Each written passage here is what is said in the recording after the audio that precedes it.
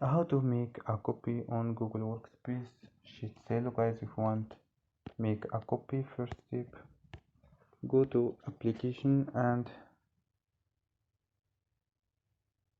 click this object. I will click this object, so click this option, scroll down, and here you can find make a copy. So click make a copy and choose your drive, and here uh, you can change title and click OK. So don't forget like and subscribe. Bye.